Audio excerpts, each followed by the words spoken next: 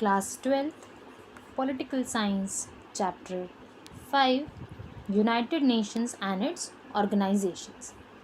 Here is the fourth video of this chapter. Let's start the topic. हम लोग बेटा पीछे जो पैराग्राफ्स हैं वो सारे रीड कर चुके हैं वीडियो थर्ड तक. अब हम लोग फोर्थ वीडियो में नेक्स्ट पैराग्राफ से स्टार्ट कर रहे हैं. With the end of the cold war we can see that UN may have a slightly different role. Basically बेटा आप ये चीज़ याद रखेंगे कि जब भी हम लोग यूएनओ की बात करते हैं तो यूएनओ के रोल को हम दो फ्रेज़ में देख रहे हैं. पहला फेज़ वो जो कि कोल्ड वॉर के टाइम पीरियड में हमने देखा, एक वो फेज़ जो कि हम लोग कोल्ड वॉर के ख़त्म होने के बाद उसे देख रहे हैं. यानी कि अगर टाइम पीरियड की बात करें तो 1991 से पहले और 1991 कोल्ड वॉर ख़त्म होने के बाद. As the United States and its alliances emerged victorious, वो जीत गए. आप सब जानते हैं कि यूनिपोलैरिटी स्टार्ट हुआ कोल्ड वॉर के अंदर, यूएसए जीत गया. And there was concern among many governments and peoples that the western countries led by US would be so powerful that there would be no check against their wishes and desires. यानी कि वो इतना ज़्यादा powerful हो जाएंगे ऐसा लोगों को लगता था. किनको लग रहा है? जो नॉन वेस्टर्न नेशंस हैं या वो नेशंस हैं जो कि यूएसए से इतना ज़्यादा बेनिफिट्स या इतने ज़्यादा फ़ायदे नहीं उठाए, फिर यूएसए उनका साथ नहीं देता. तो उन नेशंस को बहुत कंसर्न था कि अब यूएसए कोल्ड वॉर जीत गया है तो अब वो हमारी इच्छा के खिलाफ़ या हमारी विशेज़ और हमारी डिज़ायर्स को बॉदर नहीं करेगा और अपनी इच्छा और जो उनकी जो डिमांड्स हैं उसको फुलफ़िल करने के लिए वो जैसे चाहे काम करेगा. Can the UN serve to promote dialogue and discussion with the US in particular, and could it limit the powers of the American governments? And we shall try to answer this question at the end of this chapter. Basically बेटा हम लोग इस पूरे paragraph में ये समझने की कोशिश कर रहे हैं, पहला कि यूएनओ ने कोल्ड वॉर के टाइम पीरियड में एक रोल प्ले किया जिसमें कहीं ना कहीं कोल्ड वॉर को बैलेंस करके रखने में, उसे शूटिंग वॉर में कन्वर्ट ना होने देने में, यूएसए और यूएसएसआर के बीच में एक पीस मेंटेन करने में या फिर थ्रेटनिंग सिचुएशंस नहीं पैदा होने दी.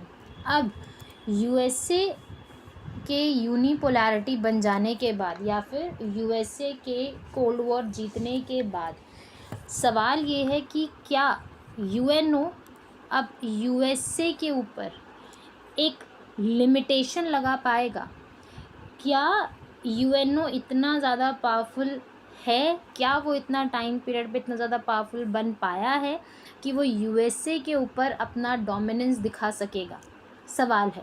ठीक है, तो हम इस क्वेश्चन का आंसर ढूंढने की कोशिश करेंगे कि यूएनओ कोल्ड वॉर के टाइम पीरियड के बाद किस तरह से यूएसए की गवर्नमेंट के लिए एक लिमिटेशन या एक लिमिटेड रोल बना के रखता है और क्या वो लिमिटेड रोल बनाने में सक्सेसफुल हुआ है, अगर हाँ तो कैसे, अगर नहीं तो क्यों. तो ये सवाल है जिसका आंसर हमें जैसे जैसे हम चैप्टर पढ़ेंगे बेटा हमें मिलता जाएगा. नेक्स्ट टॉपिक स्टार्ट करने से पहले, इवोल्यूशन जो यूएन है इसे स्टार्ट करने से पहले हम लोग ज़रा एक बार यूनाइटेड नेशंस ऑर्गेनाइजेशन के बारे में देख लेते हैं. यूनाइटेड नेशंस ऑर्गेनाइजेशन बेसिकली क्या है बेटा? ये कुछ एक स्ट्रक्चर है जो कि इंटरनेशनल लेवल पर काम करता है जिसके करीब 6 प्रिंसिपल ऑर्गन्स हैं. 6 प्रिंसिपल ऑर्गन्स हैं बेटा हमारे पास. ठीक है, एक बार नाम देख लेते हैं. सिक्योरिटी काउंसिल बेटा कई बार हम इसके बारे में पढ़ेंगे, इंपॉर्टेंट टॉपिक है Security council. International court of justice, secretariat, general assembly very important organ. इसके बाद economic and social council, trusteeship council. बेटा ये पहले एक इम्पॉर्टेंट प्रिंसिपल ऑर्गन रहा. 1994 के बाद ये एक एक्टिव ऑर्गन की तरह काम नहीं कर रहा है। तो जब काउंटिंग होती है तो 6 प्रिंसिपल ऑर्गन्स हैं, बट एक्टिव प्रिंसिपल ऑर्गन्स में सिर्फ 5 हैं। इसे सस्पेंड कर दिया गया है क्योंकि जिस ऑब्जेक्टिव से इसे बनाया गया था वो ऑब्जेक्टिव ख़त्म हो गया। और बाकी जो बेटा हम लोग 2 वर्ड्स पढ़ते हैं, एक एजेंसीज वर्ड आता है, एक प्रिंसिपल ऑर्गन्स आता है। तो जो WHO है, IMF है, या बाकी जो अंकटाड है, UNEP है, ये सारे के सारे उसके एजेंसीज़ हैं, उसके प्रोग्राम्स हैं जो चलते हैं, और ये उसके प्रिंसिपल ऑर्गन्स हैं। अब हम लोग बात कर रहे हैं बेटा एवोल्यूशन ऑफ UN की, कि UN बनकर कैसे तैयार हुआ। सबसे बड़ा सवाल हमारे पास ये है। The first world war 1914 to 1918 was encouraged the world to invest in an international organization to deal with conflicts. Basically बेटा फर्स्ट वर्ल्ड वॉर के जो रिज़ल्ट्स रहे उन सभी रिज़ल्ट्स ने नेशंस को एनकरेज करा कि हमारे ऊपर कंट्रोल करने वाला एक ऑर्गेनाइजेशन होना चाहिए जो कि नेशंस को कंट्रोल करे, और इसे आप इंटरनेशनल ऑर्गेनाइजेशन की तरह डेफिनेशन में रख पाएंगे। ठीक है, many nations believed that such an organisation would help the world to avoid the war. और फर्स्ट वर्ल्ड वॉर के बाद इसलिए हमने इसको बनाने का एक सपना देखा या फिर एक इच्छा जताई ताकि शायद दुनिया में दोबारा फर्स्ट वर्ल्ड वॉर के बाद कोई भी वॉर ना हो, कोई भी ड्रास्टिक वॉर ना हो, जिस तरीके से हमने फर्स्ट वर्ल्ड वॉर को एक ड्रास्टिक वॉर में डेफिनेशन में रखा तब तक, क्योंकि तब तक सेकेंड वर्ल्ड वॉर नहीं हुई। As a result the League of Nations was born. तो इंटरनेशनल ऑर्गेनाइजेशन के नाम पे लीग ऑफ नेशन को सेटअप किया गया। लीग ऑफ नेशन की शुरुआत की गई, फर्स्ट वर्ल्ड वॉर हुआ, इंटरनेशनल ऑर्गेनाइजेशन की नीड रही। फर्स्ट वर्ल्ड वॉर के बाद लीग ऑफ नेशंस को सेटअप किया गया। However, despite its initial success, शुरुआती दौर में सब कुछ अच्छा रहा, नेशंस ने उनकी बातें भी सुनी, नेशंस ने उनके अकॉर्डिंगली काम भी किया, पर जैसे जैसे इंटरनेशनल ऑर्गेनाइजेशन ने थोड़ा कमान को संभालने की कोशिश की, थोड़ा ज़्यादा पावरफुल ऑर्गेनाइजेशन बनने की कोशिश की, तो जो उससे भी ज़्यादा पावरफुल थे, जैसे कि for example USA league of Nations से भी पावरफुल है, और USA लीग ऑफ नेशंस का मेंबर नहीं रहा। ठीक है, तो उसने उसके ऊपर भी पावर दिखाना शुरू किया, क्योंकि फर्स्ट वर्ल्ड वॉर में तो अमेरिका पार्टिसिपेंट था ही नहीं।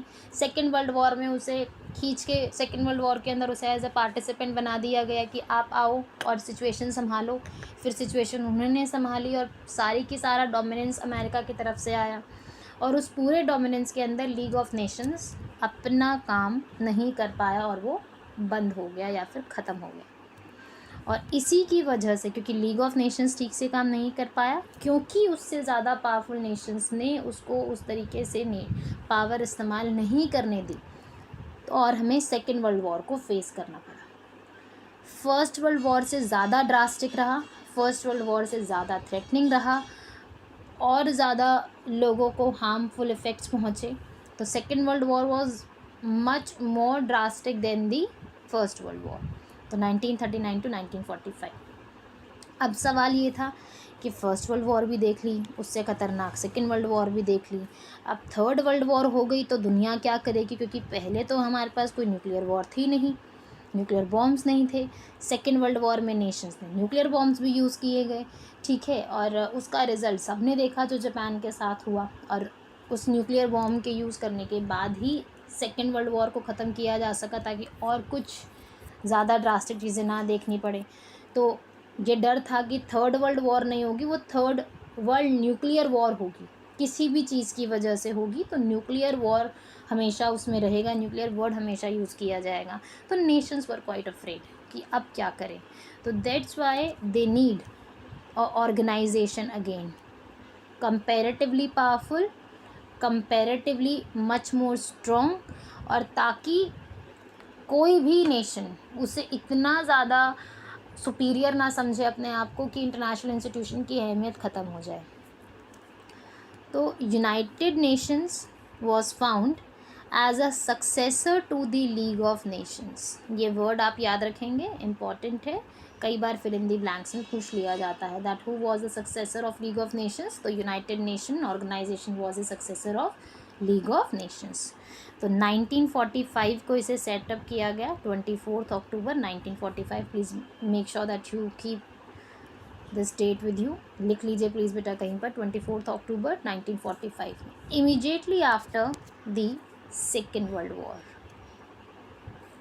ठीक है, कोशिश की गई कि सेकेंड वर्ल्ड वॉर के बाद ज़्यादा गैप ना रखा जाए और जल्दी से ही इसे सेटअप कर लिया जाए। तो 2 सितंबर को आपका ख़त्म हुआ world war, second World war, और 24 अक्टूबर को पूरी तरीके से प्लानिंग करके उसे सेटअप कर दिया गया। ओके जी। The organisation was setup through the signing of the United Nation charter by 51 states, यानी कि 51 इंडिपेंडेंट नेशंस ने उस टाइम पीरियड पर यूनाइटेड नेशंस ऑर्गेनाइजेशन के कॉन्स्टिट्यूशन को साइन करा और उस इंस्टीट्यूशन को अपनाया। And it tried to achieve that the League can not, उसने उन सब चीज़ों को अचीव करने की कोशिश की, उन नेशंस को अपने अंदर बनाए रखने की कोशिश की, सिचुएशंस को संभालने की कोशिश की, ताकि सेकेंड वर्ल्ड वॉर के बाद कोई थर्ड वर्ल्ड वॉर ना हो और लीग ऑफ नेशंस के कंपेयर में यूएनओ ज़्यादा स्ट्रॉन्ग ऑर्गेनाइजेशन की तरह दुनिया के सामने बना रहे। The UN's objective is to prevent what, the international conflicts and to facilitate cooperation among the states. क्या करना चाह रहे हैं?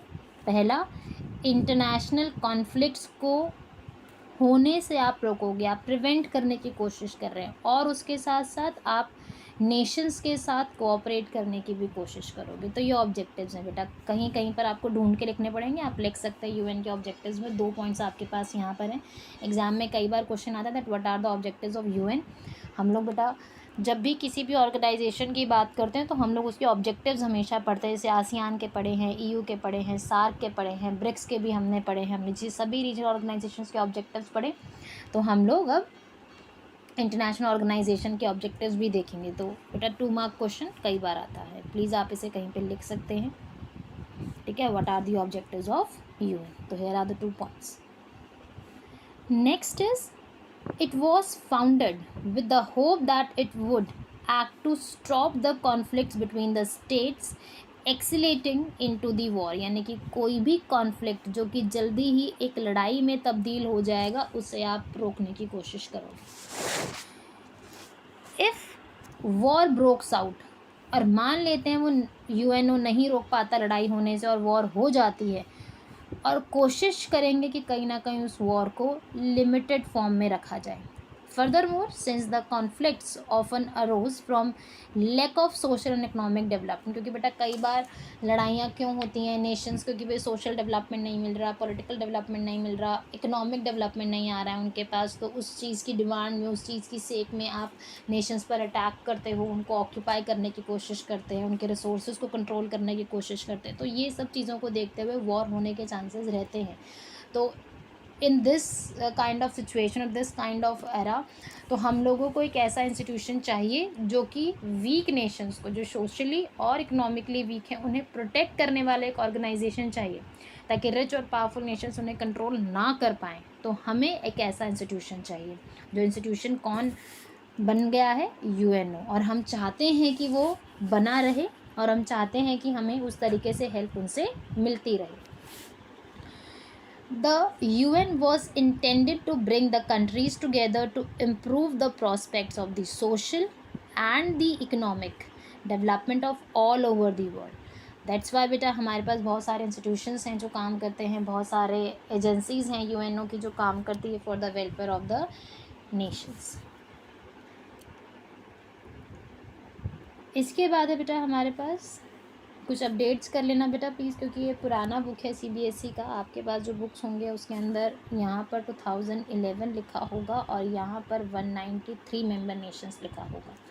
ठीक है, by 2011 the UN had 193 member nations. These includes almost all the independent states and please साथ में लिख लीजिए 2011 193 member